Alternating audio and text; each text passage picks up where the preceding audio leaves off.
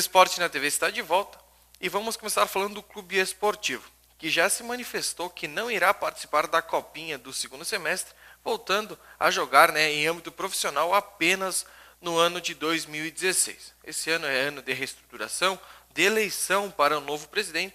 Luiz Ozelami, que é o atual, não pode mais, já teve a sua reeleição, então o Esportivo está em aberto ainda para o cargo de presidente. Aí alguns nomes já estão sendo vasculhados, especulados para assumir o clube, mas nada de concreto ainda. O que temos é também a decisão da presidência do Conselho Deliberativo do clube. Atualmente Jauri Peixoto é o presidente, mas também não vai continuar. Então o clube passa por uma reestruturação. Essa que tem que começar desde já.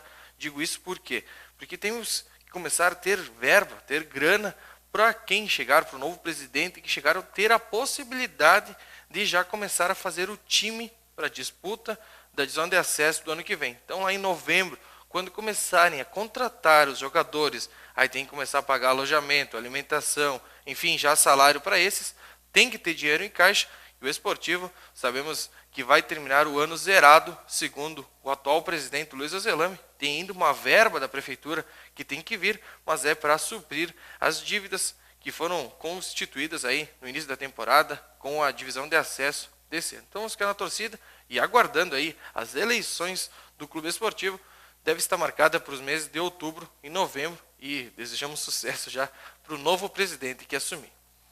Pela categoria Sub-17, jogou na última quinta-feira contra a equipe do Inter, foi derrotado pelo placar de 4-0 e hoje volta aos gramados contra a equipe do Juventude em Caxias do Sul. Ontem teve o recreativo no clube, com toda a gurizada, Cristiano Fronza e Fábio Tuchê participando, já avisando a partida de hoje. E nós, após esse recreativo, conversamos com o Cristiano, que ele fala da derrota para o Inter e já projeta o jogo de hoje à tarde. Passou o jogo do Internacional, a gente entende o que acontece, o que aconteceu no jogo do Internacional, são realidades diferentes, são estruturas de trabalho diferentes que remetem a que um resultado desse, não que a derrota seja normal, mas a gente entende por que ela acontece pela diferença de tudo o que compõe o Clube Esportivo Internacional. Ficamos tristes, é claro, Gostaríamos sempre de vencer, mas temos que entender e encontrar quem são os nossos adversários. Então essa passou. Vamos agora contra o Juventude, amanhã em Caxias do Sul, outro adversário difícil, outro adversário que dentro da categoria Sub-17 é um adversário tradicional, que nos últimos 5 ou 6 anos tem sido entre as 3 forças do estado, sempre se revezando com o Inter e Grêmio. Mas a gente vai lá, a gente treinou depois do jogo internacional, corrigimos os erros e treinamos para que eles não aconteçam novamente. Então amanhã à tarde a gente vai para Caxias em busca do resultado positivo novamente.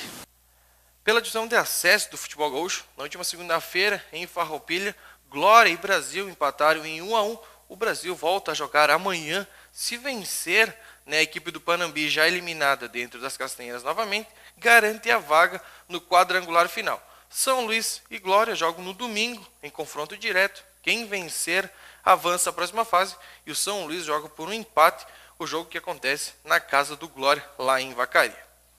Pelo BGF, depois da vitória, primeira fora de casa, já se prepara para o confronto do próximo sábado contra o América de Itapera, aqui em Bento Gonçalves. E ontem conversamos com o treinador Vanner Flores, que ele fala desse confronto e a importância de vencer mais uma dentro de casa.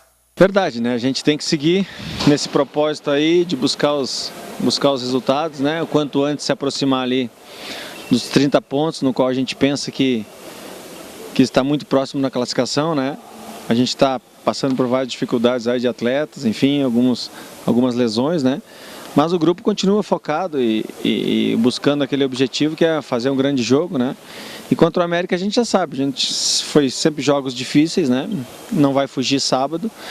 Então a gente tem que fazer uma semana legal, uma semana boa, uma semana produtiva, tentando recuperar o Paulo e o Fernando, que não vai ser fácil, mas apostando naqueles que estão, dando condições para eles jogar um grande futsal. Vanner também fala da possibilidade de chegar aos 30 pontos, que ele projeta que com isso garante a classificação na segunda fase, ainda no primeiro turno da Série Ouro. A gente está apostando muito, nesses próximos 9 pontos, A gente ganhando os 9, chegando a 28, aí se aproxima demais, Mas como é jogo a jogo, a gente tem que vencer essa grande equipe do Tapera, Que não faz uma boa Série Ouro, mas tem grandes jogadores, E a gente tem que passar por mais esse jogo aí, com as dificuldades que a gente tem ou não, né? A gente tem que dar credibilidade, esses que estão, dar muita confiança, né? Para eles entrar e fazer uma grande partida, como fizeram até o momento, né? Então é vir para dentro do nosso ginásio e continuar sendo forte e que o 100% não seja quebrado no sábado. Então, próximo sábado, 20 horas, ginásio municipal, mais uma vez o BGF entra em quadra para manter o 100% de aproveitamento aqui em Bento Gonçalves.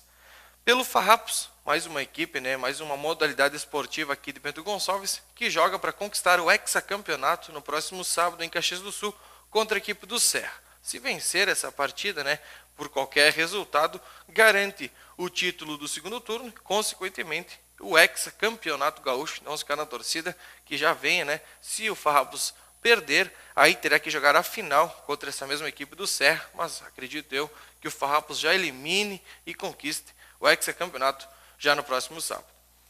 Pelas competições amadoras aqui de Bento Gonçalves, volta a competição todas na sexta-feira o Distrital de Futsal e no sábado também a Copa Amizade. Mas amanhã tem a abertura do Distrital de Futsal para os veteranos, né, na categoria veteranos, 4 jogos lá no Eulália. O primeiro jogo, Tuiuti Paulina, segundo, Busa e Barracão, terceiro, Vale Aurora e Veríssimo de Matos, e o quarto, Eulália contra o Cruzeiro da Sertorina. Eu quero chamar atenção para isso. Quinta-feira, né, esses jogos dos veteranos. Sexta-feira pela manhã, todos trabalham. E a Secretaria de Esportes conseguiu fazer um calendário que o primeiro jogo inicia às 19 horas e 30 minutos e o último às 22 horas e 30 minutos. Consequentemente, o último jogo termina lá pelas 11h30 da noite, até tomar o banho, chegar em casa, é meia-noite. Estamos entrando no inverno, né, e aqui é bastante rigoroso. Então, essas pessoas que querem jogar o seu futsal, mas saem de lá do ginásio muito tarde, e aí pode ser que o ano que vem essas equipes deixam de participar dessa competição devido ao horário, né? Podia ter feito em 2 ginásios, 2 jogos por ginásio, em vez de 4 jogos em um só ginásio, numa quinta-feira à noite, ainda mais com esse inverno aí que vem, é daí junho, julho, enfim, foi feito assim e agora tem que ser seguido. Na sexta-feira, o Distrital de Futsal no masculino livre volta normalmente, né? E no sábado à tarde, a final, né, a semifinal da Copa Amizade em jogo único lá no campo do São Pedro. Está confirmado essa rodada para o sábado à tarde, apesar do feriado aqui em Bento. O primeiro jogo, União contra Cruzeirinho, e o segundo, Capivara contra a equipe do Colorado. Aí, a decisão dessa Copa Amizade já está marcada para a Paulina. Também podia ser nada contra a Paulina, mas essa final da Copa Amizade podia ser na Montanha dos Vinhedos, lá no Estádio do Esportivo, para chamar ainda mais o torcedor e tiver mais acesso, né, à torcida. Cobra 1 quilo de alimento não perecível, faz uma ação, doa para uma entidade e deixa o jogo, a final dessa competição, aqui dentro de Bento Gonçalves. Ainda pelas competições organizadas pela Secretaria, o Distrital de Futebol de Campo. Muitas equipes vêm e perguntam para nós, né, se irá ou não acontecer o Distrital de Futebol de Campo. Essa que inicia no segundo semestre. Todos da Secretaria dizem que essa competição irá acontecer, está no calendário de esportes. Mas o que eu quero chamar a atenção é que as equipes estão deixando de querer participar dessa competição. Então, Secretaria de Esportes, Nairo, Léo, enfim, as pessoas que cuidam do futebol, corram atrás dessas equipes do esporte amador, não deixem morrer essa competição, porque elas estão dizendo que não têm condições de participar. E se a Secretaria não fizer um trabalho, vai morrer também o Distrital de Futebol de Campo. E para encerrar, a Libertadores do Nordeste. Próximo domingo, no estádio da Ilha Verde, lá no Barracão, primeiro jogo da final entre Barracão e a equipe do Ferroviário. Essas equipes já se enfrentaram nessa competição. O Barracão foi derrotado lá no estádio do Travessão Curuzu, em Nova Pado, pelo placar de 2-1.